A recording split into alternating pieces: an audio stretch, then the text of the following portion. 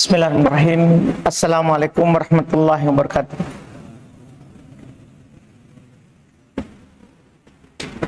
Alhamdulillahirabbil alamin. Wassalatu wassalamu ala Rasulillah nabiyina Muhammadin wa ala alihi wa ashabihi wa man tabi'ahum bi ihsan ila yaumiddin. Amma ba'd. Kaum muslimin wal muslimat jemaah salat maghrib rahimani wa rahimakumullah. Alhamdulillah, kembali pada malam hari ini kita di majelis tafsir Al-Quran, masih dalam tafsir surah Al-Baqarah. Malam hari ini kita masuk di ayat 41, yaitu ayat kedua terkait dengan Bani Israel. Setelah di ayat 40 yang kita baca pertemuan yang lalu, Allah Subhanahu wa ta'ala memanggil Bani Israel dengan mengingatkan nikmat-nikmatnya agar supaya mereka memenuhi janji Allah, janji mereka kepada Allah, dan Allah akan memenuhi janjinya kepada mereka. Sekarang lanjutannya, ajakan Allah Subhanahu wa ta'ala kepada mereka di ayat 41. A'udzu billahi minasyaitonir rajim. Wa aminu bima anzaltu musaddiqan lima ma'akum wa la takunu awwala kafirin bih wa la tashtaru bi ayati thamanan qalila wa iyaya fattaqun. Ini perintah Allah Subhanahu wa ta'ala kepada keturunan Yakub alaihi salatu wassalam, yaitu masuk di dalamnya orang-orang Yahudi dan orang-orang Nasara. Wa aminu, dan berimanlah. Ini perintah, kewajiban bagi mereka untuk mentaati perintah Allah ini. Wa aminu, dan berimanlah bima anzaltu, dengan apa yang saya turunkan, yaitu Quran, kepada Muhammad. Musaddiqan lima ma'akum, ini sifatnya, ini Quran, keadaannya membenarkan apa yang ada bersama kalian. Bukankah di Taurat sudah dikabarkan akan datang Rasul yang bernama Ahmad, itu nama lain dari Nabi Muhammad? Di Injil jelas sekali Isa alaihissalam memberikan kabar gembira kepada umatnya, orang-orang Nasara, akan Rasul yang datang setelah mereka, yaitu Nabi kita Muhammad sallallahu alaihi wasallam. Bahkan di dalam Injil, di dalam kitab-kitabnya Nasara, bahkan Yahudi, disebutkan tandanya, negerinya, bahkan lebih rinci daripada negerinya, tandanya, bahwa ada di belakangnya cap kenabian. Iya, dalil semua ini adalah hadits cerita Salman Al-Farisi dalam hadits Ibnu Abbas, riwayat Imam Al-Bukhari. Kenapa Salman Al-Farisi sampai datang ke Madinah? Itu karena wasiat.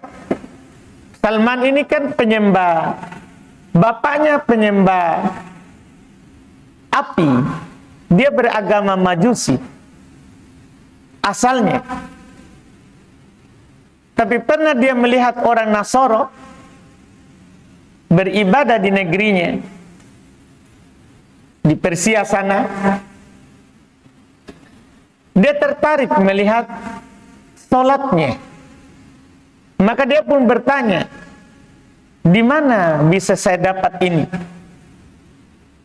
Saya pelajari ini agama kalian ini. Maka ditunjukkanlah ke Syam. Dan belum melarikan diri dari rumahnya, dari orang tuanya yang menyembah api. Bahkan saat beliau katakan kepada bapaknya, saya melihat tadi orang sholat lebih bagus daripada kita. Bapaknya karena takutkan ini anak laki-lakinya satu-satunya, maka dia larang keluar dari rumah. Tapi namanya hidayah, tidak ada yang bisa menghalangi. Dia cuma titip pesan kepada orang-orang beragama Nasoro waktu itu, kalau datang rombongan dari sana dan sudah mau pulang, kabarkan kepada saya. Akhirnya, singkat cerita, datanglah rombongan dari Syam. Disampaikanlah kepada Salman, maka dia melarikan diri dari rumahnya dan pergi ke negeri Syam. Di sanalah dia, singkat cerita, berpindah, meninggal satu rahib, dia berwasiat kepada rahib lain. 3 kali berpindah. Sudah dia di sini melayani dan belajar agama Nasoro, meninggal. Maka sebelum meninggal dia wasiatkan, kamu ke sana. Tidak ada lagi orang seperti saya kecuali saya, teman saya di sana. Sampai ke orang ketiga. Orang ketiga, ini Nasoro ini. Salman bertanya kepadanya, setelah ini saya kemana? Di mana kamu wasiatkan saya? Karena ini dia sudah tinggalkan negerinya. Karena ingin melayani dalam agama Nasoro. Dia bilang, saya tidak tahu lagi ada orang yang masih tetap memegang yang murni seperti yang saya pegang. Tapi ini sudah kita dinaungi oleh zaman kenabian. Jadi dia sudah tahu. Kan saya sudah sampaikan pekan lalu, kenapa bisa ada Yahudi di Madinah? Ini Nasoro yang ini, Nasoro. Sisi kedua. Kita ini sudah ada di zaman kenabian. Salman bertanyalah kepadanya, di mana tempatnya? Apa cirinya itu Nabi? Disampaikanlah. Dia akan keluar diutus di negeri Arab. Dan tempat hijrahnya di waktu itu belum namanya Madinah. Di tempat yang banyak kurmanya. Itu Madinah. Waktu itu namanya masih Yathrib. Iya. Dan disebutkan cirinya. Ini jelasnya di mereka. Dia cirinya tidak makan sedekah, tapi memakan hadiah. Di belakangnya terdapat tanda kenabian. Ini yang dia ingat. Akhirnya, singkat cerita, dia di Madinah dengan proses panjang karena datang rombongan dari penduduk Madinah yang berdagang ke Syam. Karena seperti biasa penduduk Mekah, Madinah, mereka berdagang ke Syam. Iya. Dia bersepakat dengan mereka untuk diikutkan di rombongannya. Dia kasih waktu itu Salman sudah beternak. Dia suruh ambil sebagai ganjarannya hewan ternaknya. Cuman rombongan dagang ini berkhianat. Mereka jual Salman di orang Yahudi. Tapi ini Begitulah jalan hidayah. Kadang pahit-pahit tapi nanti akhirnya nikmat. Ternyata dia dijual menjadi budak. Jadilah dia budak di Madinah, di Yahudi petani kurma. Petani kurma. Dia bekerja di Madinah sebagai budak sampai tibalah waktunya tahun ke-13 kenabian. Tentunya Nabi berhijrah ke Madinah. Seluruh kota Madinah itu ribut membicarakan kedatangan Nabi Muhammad. Dengan sebelumnya tentunya kenapa bisa seperti itu? Kita tahu bersama bahwa setelah tahun ke-12 kenabian, itu kan di tahun 12 kenabian, ya bukan 12 Hijriah, belum ada tanggal Hijriah. 12 kenabian setelah Nabi diangkat. Kan Nabi kita kedatangan 12 orang dari Madinah yang sudah beriman kepada beliau, dan mereka mengabarkan bahwa di Madinah sudah mulai banyak orang masuk Islam. Maka Nabi Shallallahu Alaihi Wasallam mengutus bersama 12 orang ini di tahun ke-12 Mus'ab ibn Umair sebagai utusan pertama dalam Islam yang mendakwakan Islam. Sebelumnya tidak ada utusan. Inilah orang pertama yang paling berjasa menyebarkan Islam di Madinah. Mus'ab ibn Umair diutuslah ke Madinah. Dia menjalankan tugasnya satu tahun itu dalam 6 orang. Dari 12 orang. Awalnya 6 orang sebelumnya. Karena di tahun ke-11 penduduk Madinah datang haji, Nabi berdakwah kepada beberapa orang anak muda dan diterima oleh 6 orang anak muda Madinah. Dari 6 orang ini menjadi 12 di tahun kedua, karena hanya bertemu saat musim haji saja. Sekali setahun mereka bertemu dengan Nabi, karena Nabi masih di Makkah, berdakwah di penduduk Makkah. Dari 6 orang inilah muncul nanti tahun ke-12. 12, tapi sudah banyak yang beriman di sana. Tapi 12 yang datang haji lagi, ketemu dengan Nabi, mengabarkan perkembangan Islam sedikit demi sedikit di Madinah. Maka Nabi memutuskan untuk mengutus utusan pertama.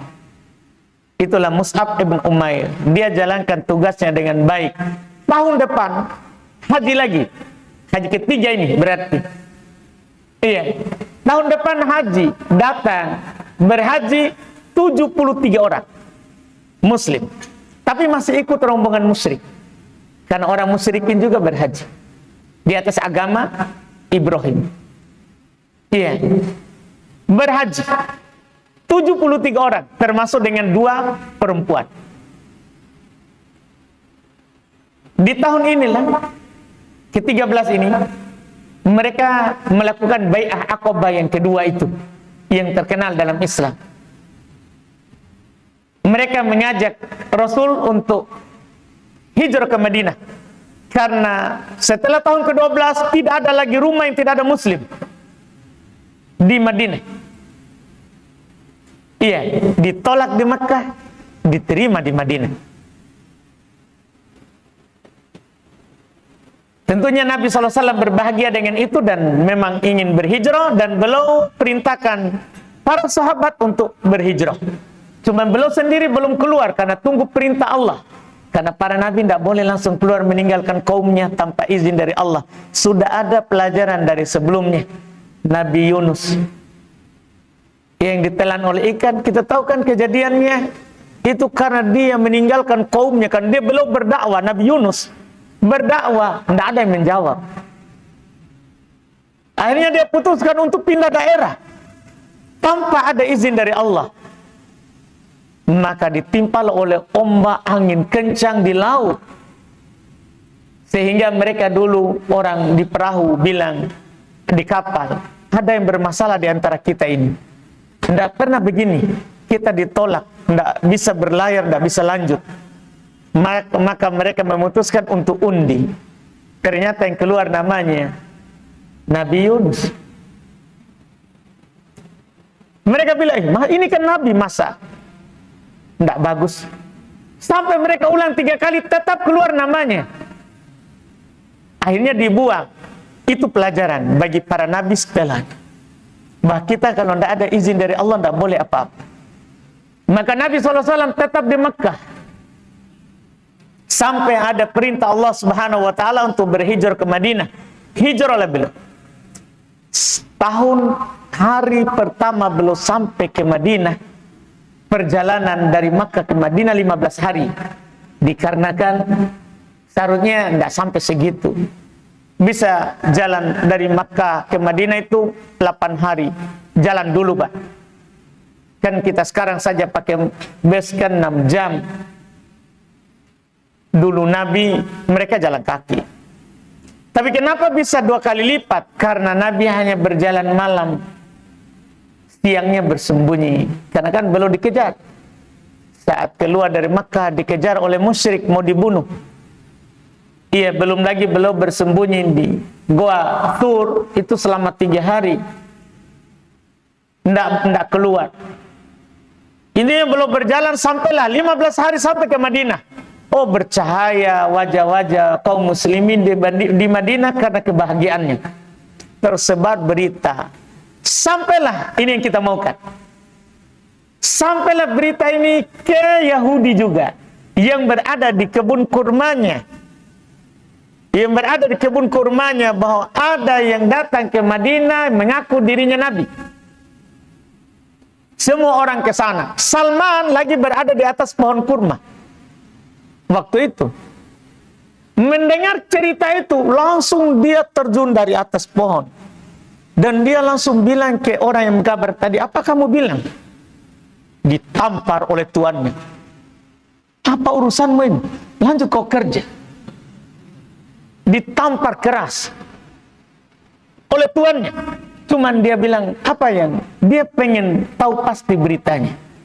Sampai dia lanjut kerja sambil dia diam karena memang itu yang dia tunggu. Maka dia kumpulkan kurma yang menjadi gajinya. Dia datanglah ke daerah Kuba karena Nabi turun pertama di Masjid Kuba. Daerah situ, belum ke Masjid Nabawi sekarang. Jadi beliau turun pertama di situ. Datanglah Salman, bawa kurma. Dia bilang, ini sedekah. Saya melihat kalian adalah orang dari luar, butuh sedekah. Maka Nabi melihat, Nabi mengatakan kepada para sahabatnya, silakan kalian makan, dan beliau tidak makan. Salman bilang dalam hati, 1. Tidak makan sedekah. Oh, pasti yang dikatakan oleh guruku. Ini menunjukkan jelas sekali bagi Nasara. Nama dan cirinya. Cuman masalah mereka. Iya. Besoknya lagi datang. Dia bawa lagi kurma. Ini hadiah. Kurma ini hadiah. Kalau kemarin kan sedekah. Sekarang belum bawakan hadiah. Ini belum muslim, belum dia masuk Islam. Karena masih tahap percobaan, dia mencoba ini, menguji Nabi. Ini hadiah karena kemarin kami melihat engkau tidak makan sedekah. Maka Nabi memakannya dan menyuruh para sahabat juga makan. Dia bilang 2, sisa 1 lagi. Sisa tanda di punggung. Kan tidak bisa juga Salman bilang, bisa lihat punggungmu.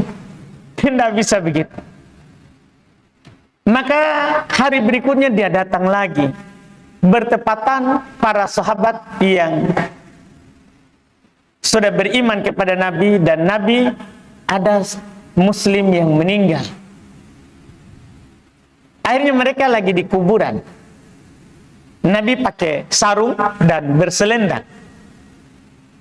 Iya, berselendang. Salman datang dan berusaha melihat ke belakang. Nabi pun tahu. Nabi merasa bahwa sebenarnya ada yang dia mau coba ini, mau tes, mau cari, mau lihat. Maka Nabi SAW sengaja menyingkap selendangnya. Setelah dia lihat, langsung dia peluk Nabi dan masuk Islam. Nah, yang saya maukan ke kita adalah ini. Iya, saya ringkaskan ke itu sejarahnya Salman. Ini yang saya mau kasih tahu. Allah katakan kepada mereka, Bani Israel, aminu bima anzaltu musaddiqan lima ma'akum. Berimanlah terhadap apa yang saya turunkan, yang membenarkan apa yang bersama kalian. Jadi Quran itu bukan hal yang mendustakan Injil, Taurat. Nah, ini membenarkan. Membenarkan. Iya. Apa yang bersama kalian. Dan Allah ingatkan, wala takunu awwala kafirin bih. Jangan kalian menjadi orang yang pertama sekali kafir terhadapnya. Karena nanti akan datang di surah Al-Baqarah juga ini. Mereka mengenal Nabi seperti mengenal anaknya, saking jelasnya di kitab mereka. Maka Allah katakan di sini, wala takunu awwala kafirin bih. Jangan kalian menjadi orang yang pertama kafir terhadapnya. Kan seharusnya orang yang pertama beriman adalah Ahlul Kitab. Karena ini kan sama juga, kitab turun dari langit. Ini sama dengan Taurat. Ini sama dengan Injil. Dan diketahui oleh mereka. Waktu Nabi diangkat menjadi Nabi, belum jadi Rasul. Di Makkah ada orang Nasoro, namanya Waraqah ibn Naufal, sudah tua sekali. Maka dia tidak dapat waktu Nabi diutus menjadi Rasul. Waktu Nabi diusir oleh kaumnya. Ketika Nabi menerima wahyu pertama, surat Iqra, 5 ayat pertama, yang Nabi terima di Goa apa? Goa Hiro. 5 ayat pertama di surat Iqra, surat Al-Alaq. Kan berubah keadaan Nabi. Karena mengalami pertama wahyu itu berat diterima. Para malaikat sebagaimana di langit, para malaikat kalau Allah berfirman, semua mereka pingsan. Karena rasa takutnya terhadap apa yang Allah turunkan kepada mereka. Nabi kan waktu itu berubah keadaan. Belum sering menyuruh istrinya untuk diselimuti. Sampai istrinya khawatir terhadap keadaan beliau, Khadijah. Khadijah bawalah Nabi ke Waraqah sebelum jadi Rasul. Ditanyalah oleh Waraqah bin Naufal, apa yang terjadi? Diceritakan oleh Nabi yang terjadi. Kita tahu apa yang dibilang oleh ini orang Nasara. Waraqah bin Naufal katanya, hada namus. Ini adalah namus Jibril, nama lainnya. Di agama mereka namus. Hada namus yanzilu ala Musa. Inilah namus yang turun kepada Musa, membawa risalah dari langit. Dia tahu. Cuma cerita begitu dia tahu. Dan Waraqah bin Naufal bilang, nanti sekiranya saya masih hidup saat kamu diusir oleh kaummu. Sampai Nabi heran waktu itu dan berkata, awa mukhrijiyahum, apakah betul mereka akan mengusirku? Karena kan Nabi ini orang yang paling dipercaya di Makkah. Tidak pernah berbohong, tidak pernah dusta. Bahkan belum masih muda dipercaya untuk meletakkan saat orang-orang Arab Quraisy berselisih tentang posisi siapa yang mengangkat kembali Hajar Aswad ke tempatnya. Mereka kan berselisih dan mereka ridho dengan hukum Nabi Muhammad SAW sebelum jadi Nabi, masih anak muda. karena percayanya mereka kepada Nabi. Makanya boleh heran, apakah mereka akan mengusir saya? Kata Waraqah, tidak ada seorang pun yang membawa seperti apa yang kamu bawa, kecuali mereka akan dimusuhi oleh kaumnya. Sekali lagi saya mau tekankan, ini kisah Bukhari Muslim, Waraqah bin Naufal, dinukil oleh Aisyah radhiyallahu taala anha. Iya. Saya cuma mau katakan pada kita bahwa Yahudi Nasara menantikan itu kepada Nabi. Makanya Allah katakan, aminu bima anzaltu. Berimanlah terhadap apa yang saya turunkan. Musaddiqan lima ma'akum, yang membenarkan apa yang bersama kalian. Wala takunu awwala kafirin bih. Jangan kalian menjadi orang yang pertama kafir terhadapnya. Ini kalian kenal ini. Kalian kenal. Iya. Kalian tahu ini akan datang Nabi terakhir. Karena Nabi Isa, Nabi terakhir dari Bani Israel. Isa. Dari Bani Israel, yang keturunannya Yakub. Isa Nabi terakhirnya. Nabi Muhammad, Nabi terakhir untuk umat manusia. Untuk umat manusia. Nabi katakan begitu. Ana khatamun nabiyyin. Saya adalah penutup para nabi. Wala nabiyya ba'di. Tidak ada lagi nabi setelah. Tidak ada lagi nabi setelah. Setelah nabi, tidak ada lagi nabi. Dan agama tidak akan pernah berubah lagi. Karena agama kita ini keunggulannya tidak bisa dirubah oleh orang. Sudah banyak mencobanya.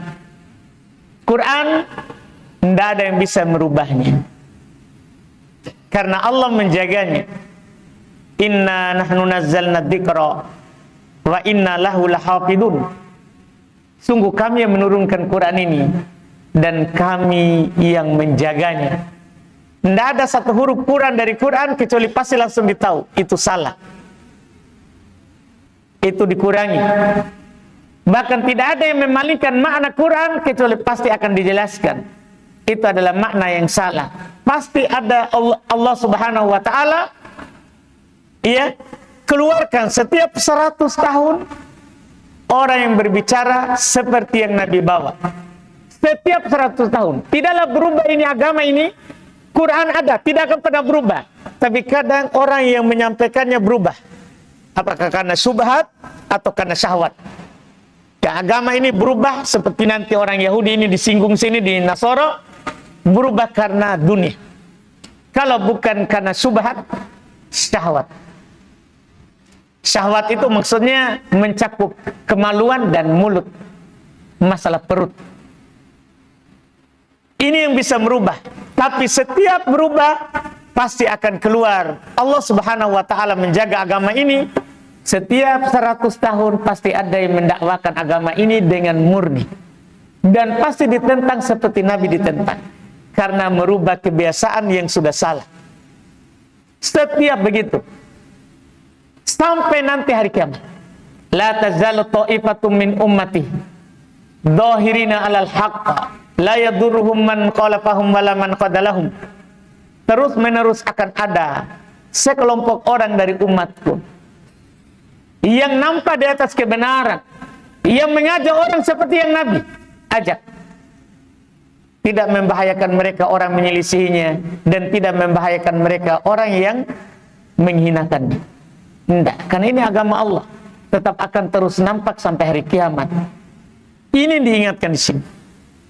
Jangan kalian menjadi orang yang pertama yang kafir terhadapnya. Wala tashtaru bi ayati samanan qalila. Karena banyak orang berpaling dari kebenaran karena ini. Kata Allah, dan janganlah kalian menukar ayat-ayatku dengan harga yang sedikit, harga yang murah. Dari dunia ini. Dunia ini bagaimanapun mahalnya, tetap dianggap murah kalau dibandingkan dengan ayat-ayat Allah. Kenapa? Satu huruf saja yang kita baca dari Quran, kita mendapatkan 10 pahala. Kita punya 100 juta di rekening, belum tentu kita dapat pahala. Belum tentu. Kalau kita simpan saja, atau kita malah gunakan dalam maksiat, malah dapat dosa. Tapi Quran, orang yang paling bertakwa membacanya, dan orang yang paling rendah keimanannya membacanya, dapat 10 dari satu huruf. Itu perbandingan. Perbandingan yang kedua, lihat 2 rakaat sebelum subuh, lebih baik daripada dunia dan isinya. Siapa yang kita ini di kehidupan dunia ini, yang punya satu dunia ini dan isinya? Siapa orang paling kaya di dunia ini? Dia tidak memiliki satu dunia ini, bagaimanapun kayanya. Tapi kalau kita melakukan 2 rakaat sebelum salat subuh, itu lebih baik daripada dunia dan isinya. Gimana caranya kita mau bandingkan? Berarti pasti dia harga rendah. Kapan kita tukarkan ini agama dengan itu, berarti kita menukarkan agama Allah, ayat-ayat Allah dengan harga yang sedikit. Ini yang Allah tegur orang-orang Yahudi, orang Nasara. Jangan sampai karena ada dunia, kalian tidak mau beriman kepadanya, kalian menukar ayat-ayatku dengan harga yang sedikit. Ini diingatkan. Makanya kata para ulama, siapa yang menjual agamanya dengan dunia, maka dia mirip dengan Yahudi, mirip dengan Nasara. Ada kemiripan. Yang berkorban, mengorbankan agamanya untuk dunia. Untuk dunia. Mirip dengan mereka. Allah larang. Ini larangan kepada mereka dan larangan untuk kita Muslim. Wala tashtaru bi ayati thamanan qalila. Jangan kalian menukar ayat-ayatku dengan harga yang murah. Wa iyaya fattakun. Dan hanya kepada akulah, kata Allah, kalian bertakwa. Ini belum Allah tutup dengan takwa. Karena sebenarnya juga kita bisa menjual agama Allah, ayat-ayat Allah dengan dunia ini karena tidak adanya takwa. Kurangnya takwa yang kita miliki. Maka Allah katakan, wa iyaya fattaqun, hanya kepadakulah kalian bertakwa. Kalian takut, kalian jalani perintahku dan tinggalkan laranganku. Ini peringatan Allah Subhanahu wa taala kepada mereka Bani Israel yang pekan lalu diingatkan akan nikmatnya di ayat 40. Kalian telah diberi nikmat, maka berimanlah kepada apa yang saya turunkan. Karena nikmat dibalas dengan keimanan, nikmat dibalas dengan amal soleh. Kita banyak dikasih kemudahan. Cara mensyukurinya, membalasnya adalah beriman kepada Allah, beramal soleh karena Allah. Itu mensyukuri nikmat. Orang yang tidak beriman kepada Allah, padahal Allah memberinya nikmat, maka itu orang yang tidak bersyukur pada Allah.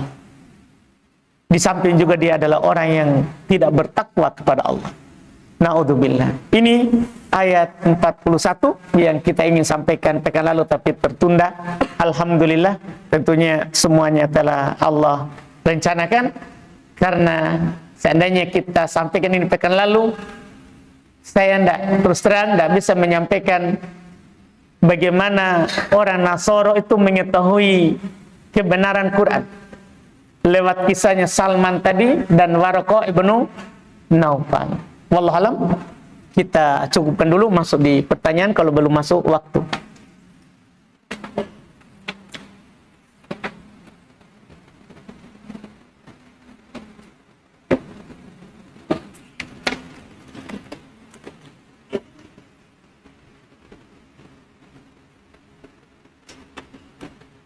Ustaz, bagaimana berfoto untuk kepentingan administrasi, tetapi bajunya diedit pakai baju orang lain, jadi aslinya cuman bagian kepala saja. Masya Allah, kenapa enggak kita foto saja kalau memang itu adalah dibutuhkan? Daripada begini, kita tambah foto sudah pelanggaran. Kan foto itu asalnya enggak boleh, kecuali dibutuhkan atau darurat. Jadi kalau kita butuhkan, boleh. Apalagi darurat. Foto KTP, kan harus. Foto nikah, surat nikah, harus.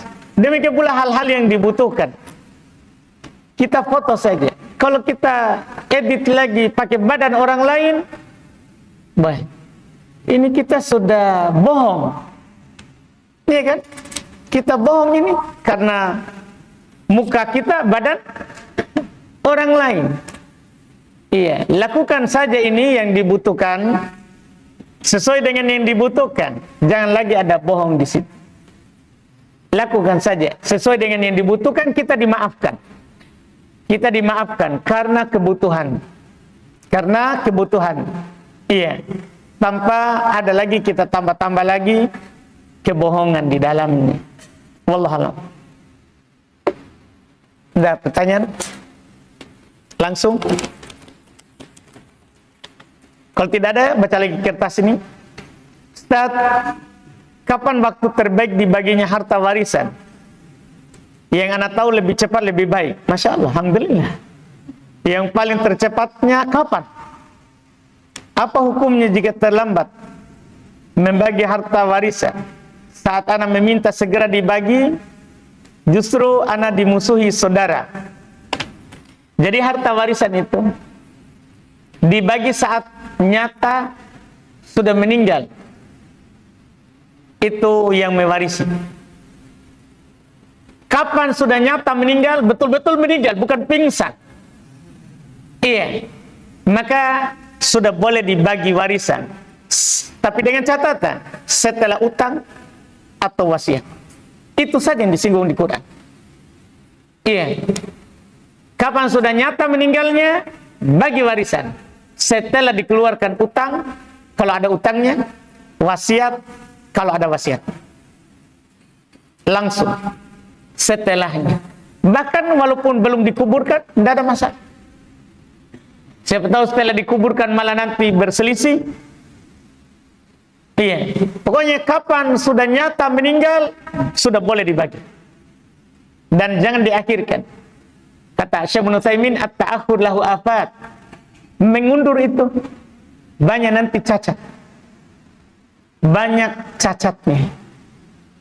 Banyak masalah kalau kita undur. Iya, banyak masalah. Ada lagi saudara meninggal, tambah luas lagi. Akhirnya anaknya dapat dari jatah orang tuanya tadi. Seharusnya tadi kita bertiga, akhirnya yang meninggal ada anak 6, tambah banyak lagi masalah. Mereka tidak mau tanda tangan, satu orang saja gugur lagi masalah. Itu kan, pokoknya kita akhirkan ada penyakit, ada cacat. Makanya jangan diakhirkan. Jangan diakhirkan, disegerakan. Disegerakan. Kalau kita bisa nasihati saudara-saudara untuk disegerakan, maka lebih baik, lebih bagus. Iya, supaya juga disegerakan semua juga utangnya orang tua. Karena kapan warisan tidak disinggung, utangnya juga kadang tidak disinggung. Orang tua kadang sudah meninggal, utangnya masih ada. Tidak dibagi-bagi, kenapa? Tidak dibayarkan, kenapa? Warisan masih ada berbentuk rumah, belum dijual. Seharusnya kan kalau itu warisan tidak bisa dipecah, dihargai, dikasih harga. Ya dijual, supaya bisa dibagi. Tidak bisa kita bilang, oh enggak, ini rumah jadikan saja rumah kumpul-kumpul. Enak kita bersaudara ngomong begitu. Masih akur, Ki. Tapi nanti anak tak, semua mau itu rumah. Ini masalah nanti, jangan diakhirkan. Kalau memang itu rumah untuk rumah keluarga, mengingat orang tua, lebih baik dijual saja. Bangunkan masjid, lebih bagus. Karena nanti anak tak jual masjid. Yang begitu, daripada kan sebagian orang begitu kalau orang Bugis, biar ini rumahnya orang tua. Kalau kita datang sini mau kumpul, ya bagus, kita masih bagus gini karena anak-anaknya yang paham orang tuanya. Tapi nanti cucu ada yang sudah utangkan ke bank atas nama itu rumah. Gimana itu? Maka kalau kita memang itu mau untuk orang tua mengingat, lebih baik kita jual, bangun masjid. Belikan tanah wakaf masjid, bangun masjid, lebih bagus. Lebih bagus itu sampai pahalanya ke orang tua yang telah meninggal. Tengah rumah warisan itu masih ditinggal sama ibu, kan bapaknya meninggal sama bapak, tapi masih ditinggal ibu sama ada saudara yang tidak mampu. Tetap dibagi warisan. Ibu kan ada jatah. Jadi kalau rumah itu kan atas nama bapak. Atas nama bapak. Rumahnya bapak. Ketika bapak meninggal kan ibu punya. Ibu dapat jatah. Ibu kan dapat 1/8 dari rumah itu harganya 1/8. Kalau 100 juta bagi 8 jatahnya ibu. Setelah itu adalah kita bersaudara. Lil dzakari mithlu hadzil untayain. Tentunya laki-laki dapat 1, perempuan dapat setengah. Kita bagi nih. Setelah dibagi itu berupa rumah tadi, itulah yang dijual. Dijual, dikasih ibu. Kalau ada nilainya untuk ibu, dikasih ibu. Kemudian nanti tinggal, iya, di sini yang tinggal ada saudara. Justru saudara yang tinggal di rumah itu bisa saja dia beli rumah dengan dibagi itu. Karena sekarang ini orang juga begitu masalahnya. Nggak dia bagi karena ada saudaraku kurang mampu di dalam rumah itu. Tapi dia mau tahu. Coba kita ikhlaskan. Coba kita bilang, saudara ini kan rumah kita bagi warisan. Tapi punya jatahku saya kasih ke kamu karena kamu tidak mampu. Balik nama maki. Enak cerita. Adapun kita nggak tahu kasih, nggak digantung saudara. Lebih baik dibagi, dijual supaya saudara itu bisa beli rumah sendiri atau bisa bangun rumah sendiri, lebih aman. Ibu juga dengan jatahnya tadi, siapa tahu belum bisa juga beli rumah yang lebih kecil mungkin dari rumah tadi yang kalau dia hidup dengan bapak, atau kita bawa ibu ke rumahnya kita. Kan rumah kita adalah rumahnya ibu kita. Iya kan? Iya. Jadi lebih warisan disegerakan saja. Warisan disegerakan saja. Kita adzan dulu.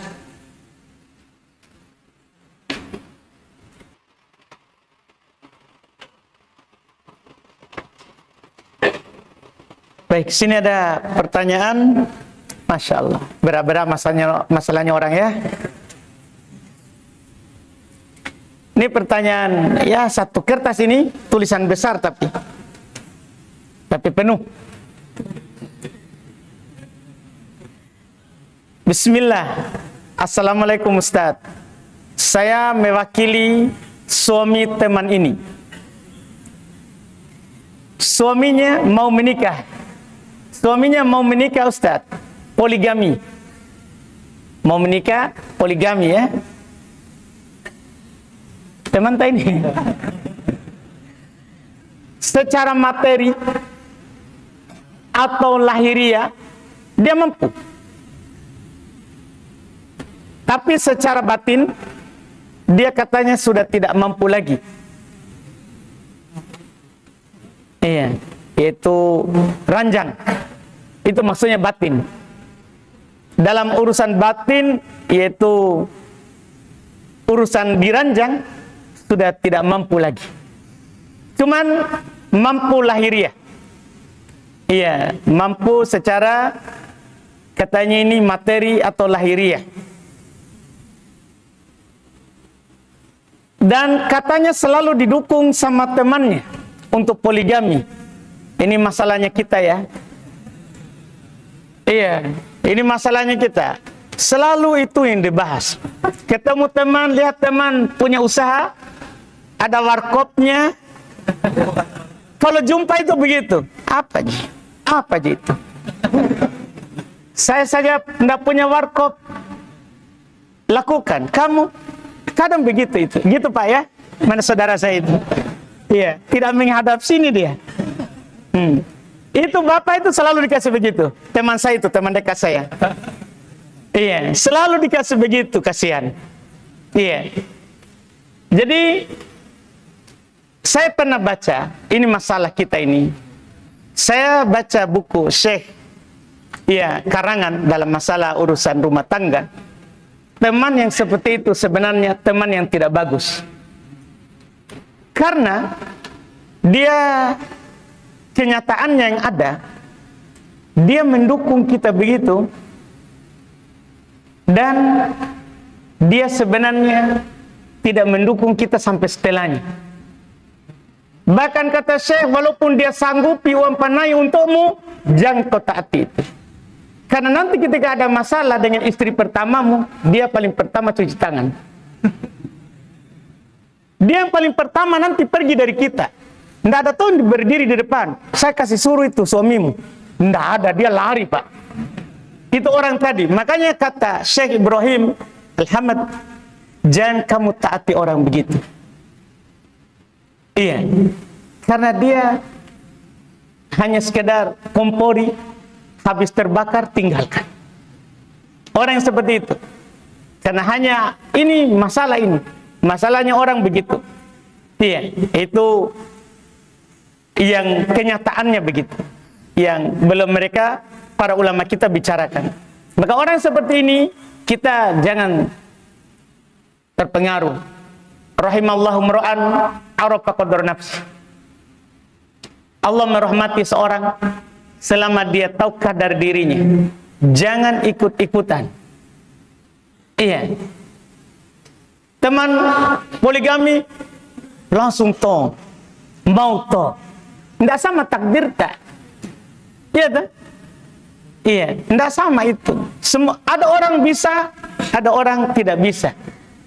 Iya, ada orang tidak bisa. Tidak bisa kita kias. Tidak boleh. Pokoknya Allah merahmati seorang mengetahui kadar dirinya. Ia mengetahui kadar dirinya. Dan jangan sampai kita bilang, saya ini kadang orang ia berbicara, tanya orang poligami, selalu saya bilang jangan.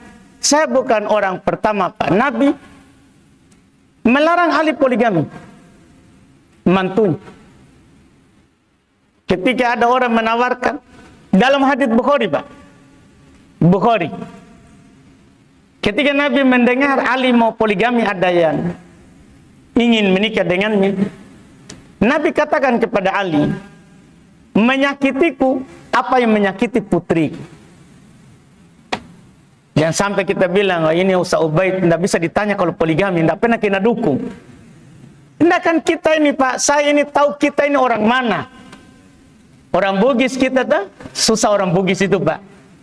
Iya, orang Makassar susah. Bicara di depan dia tidak mau memang. Jadi kalau dia bilang tidak mau, nggak usah makin. Karena pasti nanti ujungnya banyak orang di kita ini, di Makassar ini, di Bugis ini menikah dua, akhirnya dia ceraikan yang pertama. Lebih nggak usah kita lakukan. Selama yang pertama itu masih cukup, masih bisa melayani tak. Apalagi ini di pertanyaan ini. Dia ini katanya sudah tidak mampu, tapi selalu ada temannya. Inilah dia ini. Ada temannya ini. Iya. Dan temannya ini mau dia kenalkan dengan janda. Wah. Ini temannya ini ya. Mau dikenalkan dengan janda. Dia sudah berapa kan ini temannya istrinya? Satu aja atau... Jangan sampai dia saat cari korban, ya kan? Atau cari orang yang sama nasibnya dengan dia. Dia mau kenalkan dengan janda, tapi istrinya masih tidak ridho, suaminya poligami. Apa hukumnya itu, Ustaz? Kalau dia sudah tidak mampu dalam urusan batin alias diranjang, sudah tidak mampu lagi. Terima kasih, Ustaz. Haram menikah. Haram menikah, haram poligami. Karena dipastikan dia dolim. Kan jangan sampai kita punya pemikiran di otak poligami itu sunnah. Enggak. Poligami itu hukumnya bisa sunnah, bisa wajib, bisa makruh, bisa haram. Ada dua keadaan dipastikan haram. Mampu dohir, lahir, tidak mampu batin, haram, tidak boleh.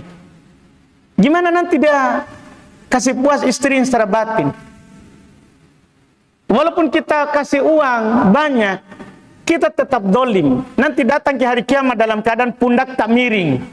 Orang-orang semua lihat, si pulang pundak tak miring, itu poligami dulu. Kan harus adil Pak dalam ranjang. Kalau sekarang malam ini kita datang ini, besok ke sana datangi. Nggak bisa ndak, kecuali dia bilang istirahat dulu malam ini.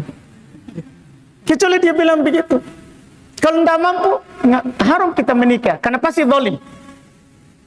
Kalau mampu uang, tidak mampu batin. Kalau mampu batin, tidak mampu uang, haram juga. Nggak boleh kita menikah. Nggak ada biaya tak, tapi semangat tak kuat. Haram juga, karena orang itu nggak bisa dikasih makan apa nanti. Iya tak? Kan haram Pak. Kita itu kalau menikah, wajib kasih pakaian istri kita, wajib kasih pakaian, wajib kamu kasih makan apa yang kamu makan, kamu kasih tempat tinggal apa yang kamu pakai. Istrimu pertama tinggal di rumah, jadi istri kedua kontrakan, nggak bisa, belikan juga rumah, kan dolim ke nanti. Harus adil dalam masalah lahir, adil dalam bermalam, adil dalam beli pakaian, beli rumah, adil. Yang dimaafkan itu kecondongan hati, itu kan susah. Itu susah memang. Iya.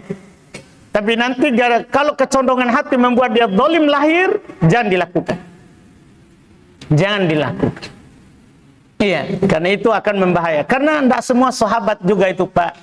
Orang kadang kita kalau dibilang kita ini pengikut Nabi, langsung arahnya ke poligami. Dikira itu sahabat itu semuanya poligami. Tidak semua sahabat poligami Pak.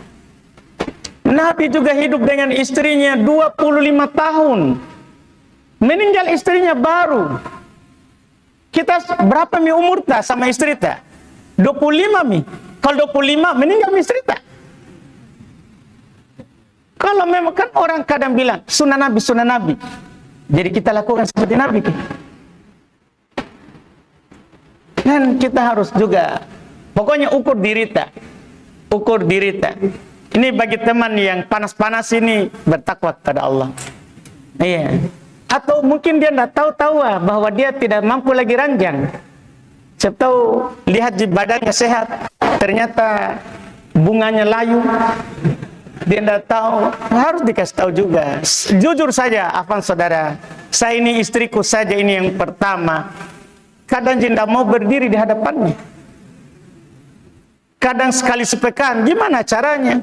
Karena orang itu Pak, kalau kita punya istri tak kalau satu, wajib paling sedikit ini Pak. Tidak boleh kita tidak datang istri tak 4 hari. 4 hari. Tidak boleh kita tidak datangi. Paling panjang kita tinggalkan 4 hari. Dari mana kita tahu itu 4 hari? Kan boleh 4 istri. Kan setiap hari. Antum paham Ji? Kita paham Ji?